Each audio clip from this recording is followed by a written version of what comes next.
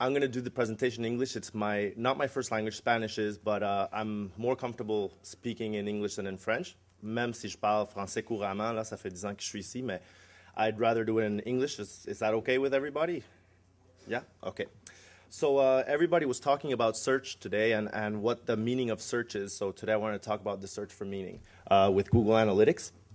A little bit about my background. I started doing email spam in 2000. This was legal back then. I basically from my 3.5 apartment started sending out email with a software. At the time when you would go on any of the search engines that existed, you would look for email spam software, and it wasn't to block it, but it was actually to produce it. Lasted 2 weeks. Afterwards, the ISP cut me off, and all of a sudden I started getting a whole bunch of $5 bills in the mail. And it made me realize what the power of the internet was. That in 2000, not many people were realizing how much feedback you can get from people. I then became an eBay power seller, worked, and that didn't work out at the end because eBay takes too much money. So I created a website called T-Shirts. We sold Hispanic T-shirts. And then I sold the company, worked for e-fundraising, and after that I worked at a few agencies, including Canalytics, which is now turned into William, and NVI. So I was the analytics specialist over there, and then I went on my own and created Adapter Die Marketing. We manage currently, we track approximately 27 million visits a day, which is, to give you a little bit of an idea, the season premiere of Lost gave about 35 million views. So 27 million visits a day is what we're currently managing to analyze for our clients. The agenda of what we should look at today, what I wanted to look at, is why do we have a website in the first place? Many people just slap up a page on the web and they expect it to work. They expect to get traffic instantly and it's going to be the magical new thing. But it doesn't really work out like that. Somebody's calling me at the wrong time. The other thing is your website KPIs. How do you measure the success of what you're trying to accomplish with your website? And next, we'll talk a little bit about dashboards. I don't like dashboards that much because I'm more of a drill down type of person. I do realize that a lot of people want that holy grail of the perfect dashboard that it's going to tell you absolutely everything from just looking at it once. It just doesn't exist. The best thing you can do is continue to segment as many different factors of a user base as possible and try to see what the differences between those segments are. So that's the importance of drilling down. And then we have advanced segmentation with Google Analytics. We're going to talk a little about custom variables, and then we're going to conclude, and then you guys can ask me a few questions, and then we can have some wine. So the website KPIs, this is the Velociraptor. I don't know how many of you are familiar with memes on the web, but it's how do I define success if my website's objectives are not clear? If we don't have clear objectives, then there's no way that we can define what was a success or what wasn't. So you define your desired outcomes, and then you realize that the achievement of those outcomes that you desired for your website is what causes the success. And then you have the success baby, he's all proud of himself. There's a few websites, there's a few different types of websites that you can have. I've narrowed it down to 5 different things. Some websites may have more than one of these outcome as desired. So the first one is to inform, create brand or public awareness. This one is, I would consider it mostly like, for example, if Coca-Cola has a website, it's more to create brand awareness, or a government website to inform the public about, tax deductions that you can have or new initiatives that the government is doing. User interaction, community building, that's basically blogs. Are people commenting on your blog, or forums? Is there a community that's being built there? There's subscriptions that are free or paid memberships. So you may want to sign up people to premium content, or premium content pretty much. And then you can have qualified leads. So if I'm, for example, one of our clients is they're building condos, and they have 202 condos to sell that they're being built.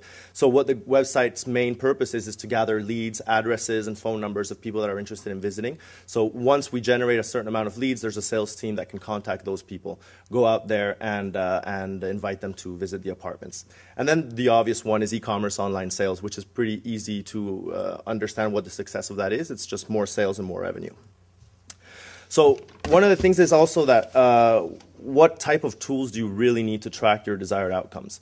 A lot of people use tools like Omniture and pay hundreds of thousands of dollars for these tools that are pretty complex to implement. But it's not necessarily being used properly. Google Analytics, for example, how many of you use Google Analytics here? Pretty much the whole room, yeah. That's what I figured. So it's a little bit skewed towards Google Analytics than anything else. So basically, there's a lot of things we can do with this simple tools that Google Analytics offers, and a lot of them can give us a lot of insight to improve our website. So if your tool is very complex and you don't have qualified staff, you can't rely on the data. There's no way that if you have inappropriate tracking that you can rely on that data for insight or anything. So once you have everything set up, let's say you got your expert analytics implementator, and you have installed e-commerce, you've installed goals, you've implemented pretty much everything, you're ready to track. So that's where the fun begins. And Dr. Sulu is one of my favorite characters from Star Trek, so I put him in there with his happy face. So then it's all installed, and you go into the dashboard, and you see this, and you're like, wow, you know, so many visits. This is how many pages per visit I get. This is our bounce rate. This is going great. But it doesn't really tell me much. It doesn't give me any insights. It doesn't tell me anything that I could use as information to improve the site. What are the next steps that should be taken?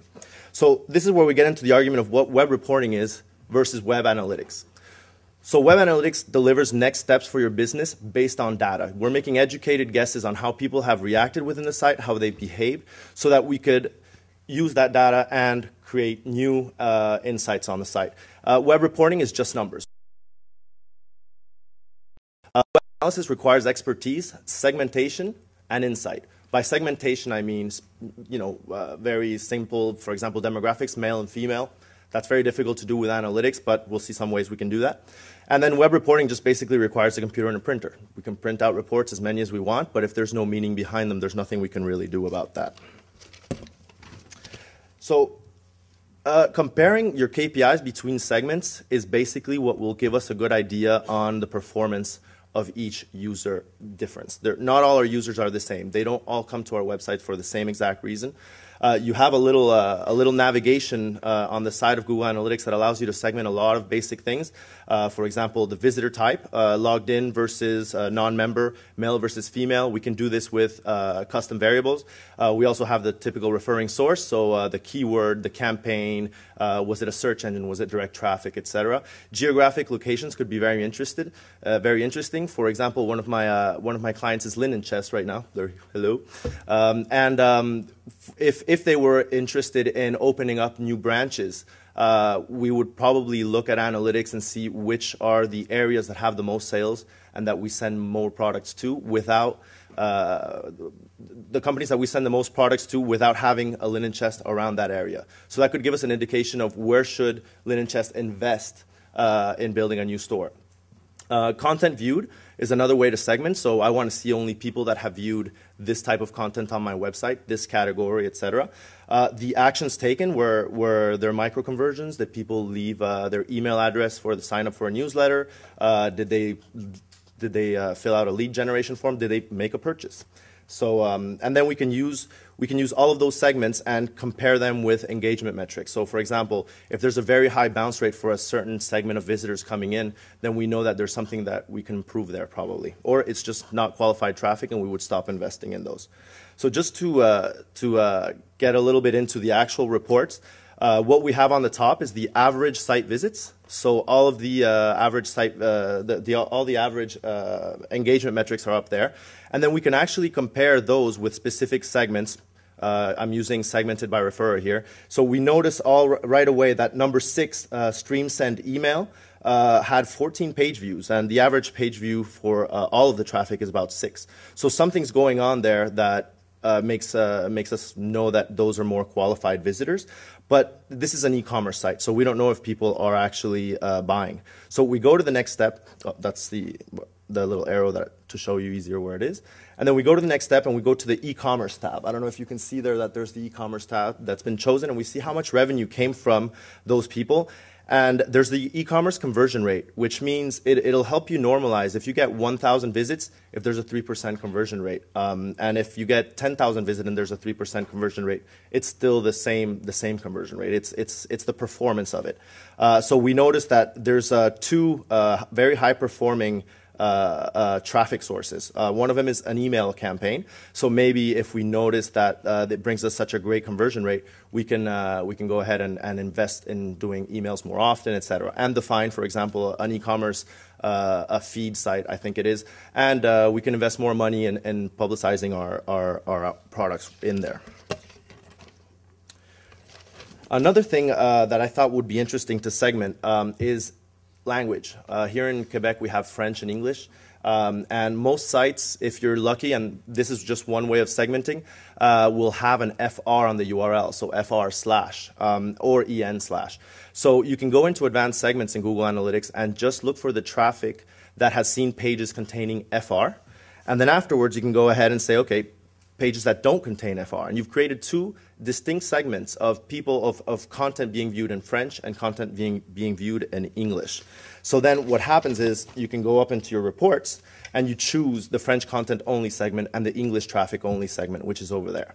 And then when you compare them against each other, you notice that there's an obvious problem.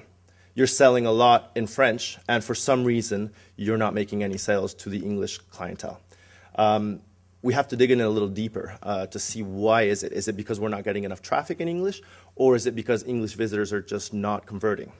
So when we go to the performance report and we keep those specific segments, we notice that, yes, English traffic is bringing a little bit less traffic, but it's also less qualified. If you look at the page views, for example, from Google Organic, you notice that the average page views for all visits, which includes French and English content, is 8.67. If you look at the French content only, people are looking at a lot more pages, and then in English, you have it a little bit lower at 7.14.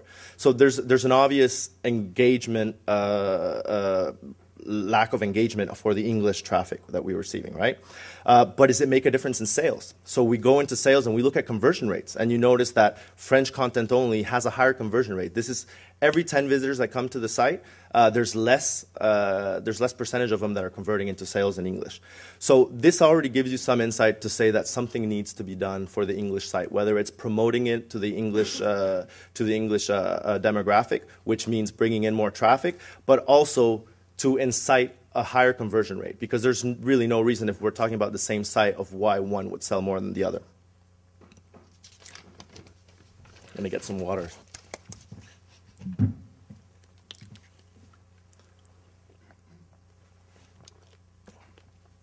So now we're going to talk a little bit about custom variables.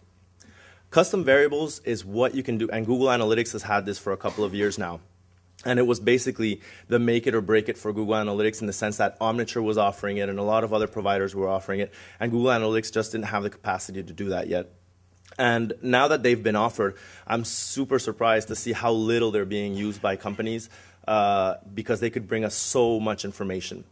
We can tag at 3 different levels. So we can tag at the visitor level, which means if I go into the site and I'm tagged with a particular variable, at the visitor level, then every single time I come back and I haven't erased my cookies, that tag is already applied to me. So if I become, and I'll show some examples afterwards, we can tag content-specific pages. So if you want to see, for example, specific pages on a site, how they're being used, then you use it with that. And then tag sessions. So for example, I come in and I visit once, and then the next time it's a new session. So whatever I was tagged with is completely different.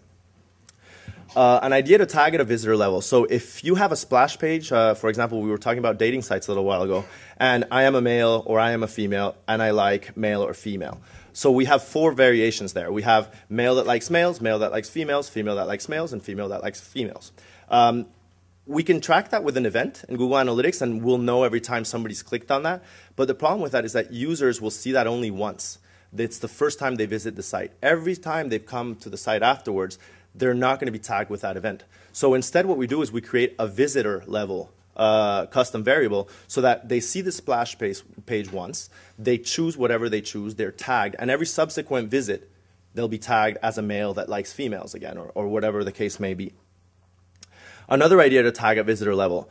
Once a user signs up and he becomes a member, it's unlikely that that person will become a member again. He's already paid for it. He already has access to the premium content, and there's no reason why he would go through the process.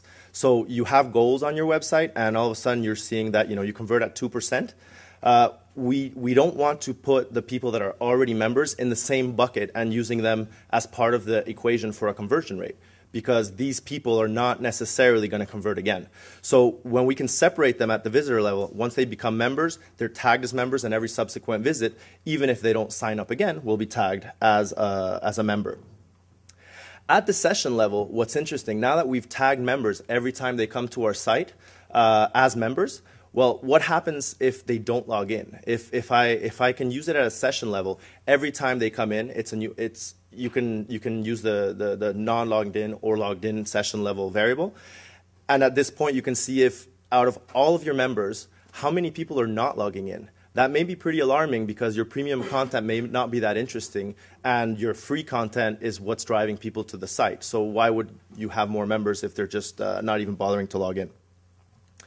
To tag content pages, this is Cyberpresse. They have, I don't know how many chroniqueurs, authors that write on different blogs, and they have opinions.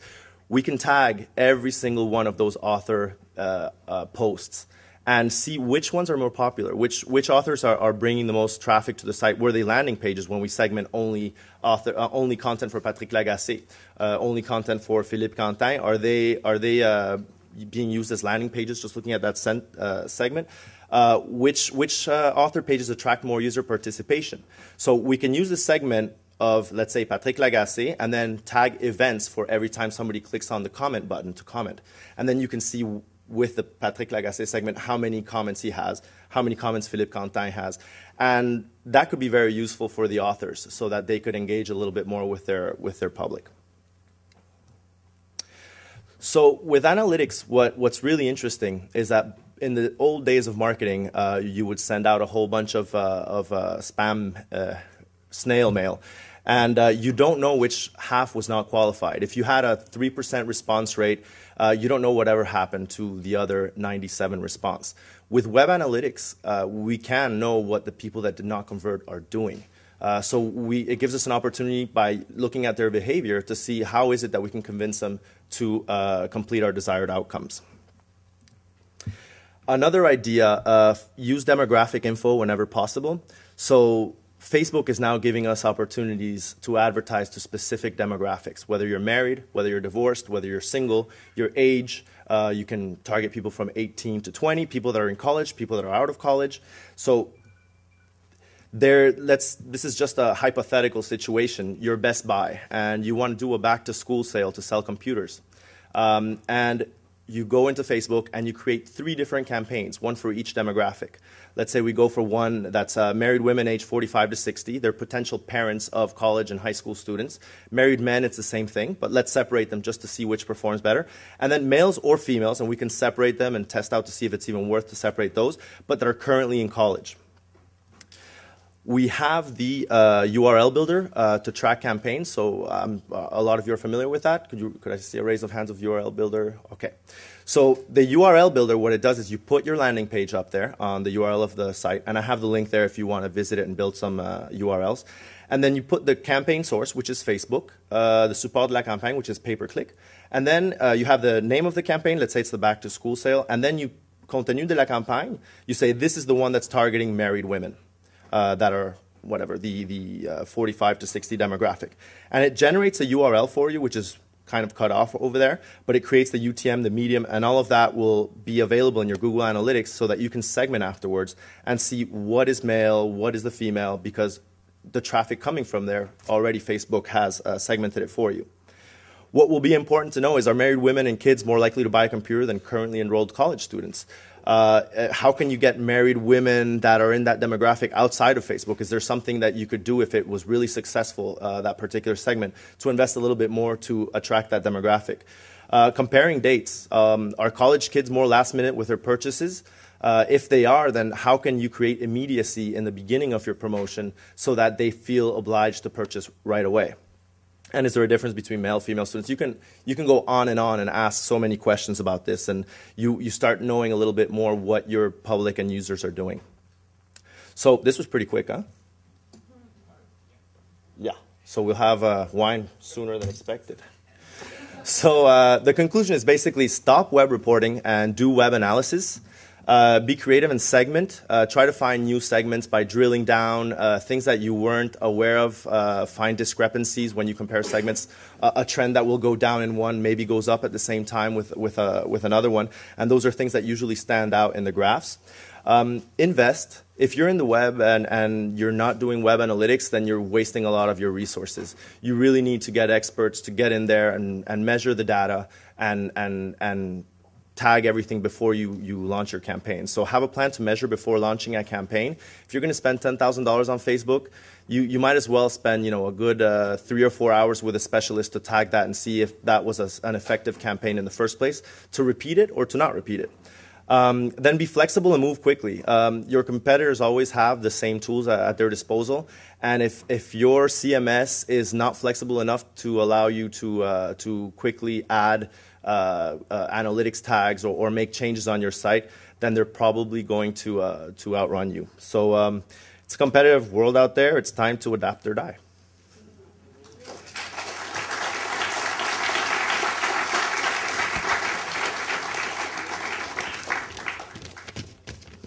Any questions? Yes.